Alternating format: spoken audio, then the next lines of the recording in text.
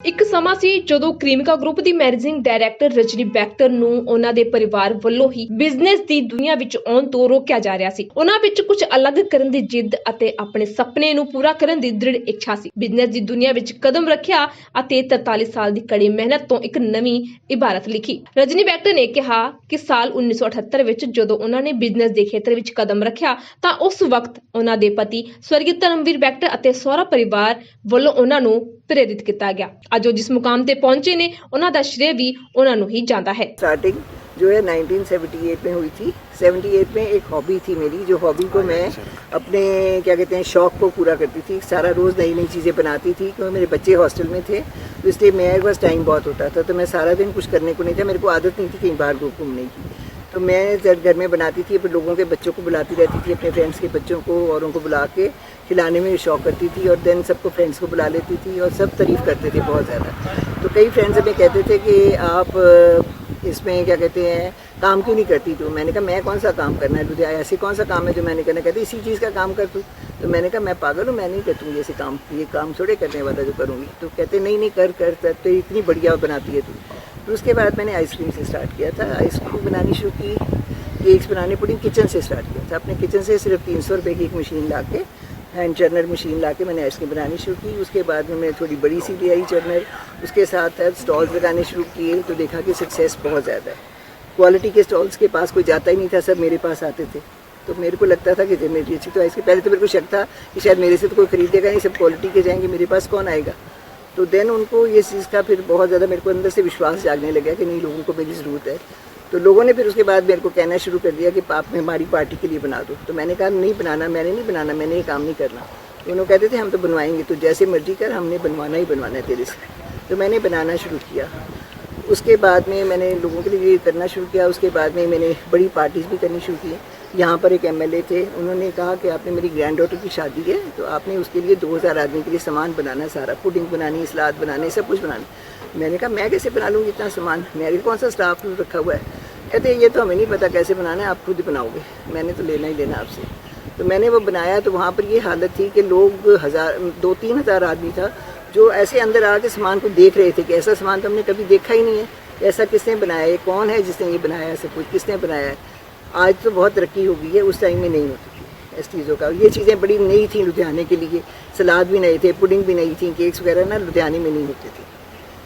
तो उस चीज़ के साथ मेरे को प्रोत्साहन मिलता रहा और मैंने काम शुरू करके आगे आगे लेके जाती रही। पर मैंने को हमेशा विश्वास यही होता था कि मैं अपने हाथों से करूँ, मैं नौकरों से नहीं करवा के खुश होती थी। मैंने 1-2 स्टाफ के मेंबर रखे थे, पर मैं उनसे करवाती सिर्फ थोड़ा बहुत काम थी। मैं 18-18 घंटे घर में काम खुद ही करती थी। ये मेरा प्रोविज़न ये रहा है कि मैंने हमेशा काम खुद अपने हाथों से किया है। 18 का विश्वास नहीं था मेरे को किसी के ऊपर। फिर आइसक्रीम का यूनिट छोटा सा मैंने बैक यार्ड में लगाया है अपने, उसमें वहाँ से करना शुरू किया और डेवलपमेंट्स की आइसक्रीम के फ्लेवर्स की बहुत ज़्यादा। मैंने ये सारी मेरी अपनी इनोवेशन थी, मेरे अंदर से ही आता था चीज़ का। हर एक का टेस्ट, मेरी टेस्ट पर बहुत तेज़ थी, जो जिसके हिसाब से मैं हर एक चीज़ को टेस्ट कर लेती थी, इसमें कितना फ्लेवर्स हैं, कितने कैसे हैं, कैसे करना है, कैसे नहीं करना। इवन यूनिवर्सिटी में जो थे हेड ऑफ द डिपार्टमेंट्स और वो भी हैरान हो जाते थे मेरी देख के डायरी टेक्नोलॉजी के कि कैसे करते हो आप। स्टूडेंट्स को भेजते थे कि ऐसी वर्किंग देखो, ऐसी वर्किंग तो किसी की है ही नहीं है, हमारे भी ऐसी वर्किंग नहीं है जो ये करती हैं। तो इसलिए वो बहुत ही खुश होते थे और देखते थे। और मेरी एक लाइफ में यही चीज़ रही है कि आज तक हम लोग जो हैं क्वालिटी पर मेंटेन करते हैं।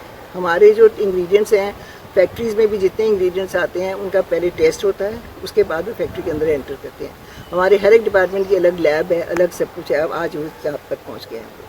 आज भी हम इस गर्व के साथ कह सकते हैं कि हमारी किसी प्रोडक्ट में कोई चीज़ गलत नहीं आपको मिलेगी। उसके बाद में हमने जो इसको करते करते ब्रेड शुरू की, ब्रेड के साथ फिर उसके बाद में बिस्किट स्टार्ट हुए हैं। बिस्किट के बाद हमारे जो बंस है, मैकडॉनल्ड्स आया है, उन्होंने साल भर सारे इंडिया में ट्रैवल किया है। ट्रैवल करके उन्होंने हमें चुना कि उनको किसी ने कहा कि आप लुधियाना जाइए, वहाँ पे मिसेस बेक्टर हैं, उनके पास जाइए। और मेरे को भी यकीन नहीं आता कि कैसे कोई कैसे, उस टाइम तो हमारा काम भी छोटा था, तो उन्होंने कहा उसकी वर्किंग बहुत शानदार है। तो उनको हमारी वर्किंग बहुत पसंद आई और उसके बाद उन्होंने हमारे साथ काम शुरू किया। उनके साथ ही हमने सॉसेस बनानी शुरू की, सारे केचप्स और डिफरेंट टाइप्स ऑफ सॉसेस। और सॉसेस भी सारी हमने खुद डेवलप की, सारा कुछ। पहले तो क्विकर ओट्स अमेरिका के साथ थी हमारी कंपनी। उस कंपनी के बाद में फिर उन्होंने कंपनी हमें सेल कर दी कि आप अपने आप चलाइए, हमने इंडिया में काम नहीं करना। तो हम उसके साथ करते रहे। फिर यूके की फर्म थी, उसके साथ हम क्रम्स का काम करते रहे काफ़ी देर की। तो उसके बाद हमने अपने आप शुरू कर दिया अपना काम करना। तो इस हिसाब से हम आगे के आगे बढ़ते गए हैं और चीज़ें नई सी नई इनोवेट करते रहे हैं। और बिस्किट्स में भी जो है, बिस्किट्स की हमारी 64 कंट्रीज़ में एक्सपोर्ट हो रही है आज हमारी जो फैक्ट्रियाँ हैं, एक ऊना में है और एक फिलौर में है, एक राजपुरा में है, एक दिल्ली में है, एक बॉम्बे में है और एक बेंगलोर में है। और हैदराबाद और आंध्र प्रदेश में हम लगाने की, आंध्र प्रदेश के क्या कहते हैं, महाराष्ट्र में लगाने की कोशिश कर रहे हैं। वहाँ हमने जगह वगैरह ले ली है, वहाँ भी हमारी फैक्ट्री है। ਲੁਧਿਆਣਾ ਤੋਂ ਬਿਊਰੋ ਰਿਪੋर्ट SMZ ਨਿਊਜ਼।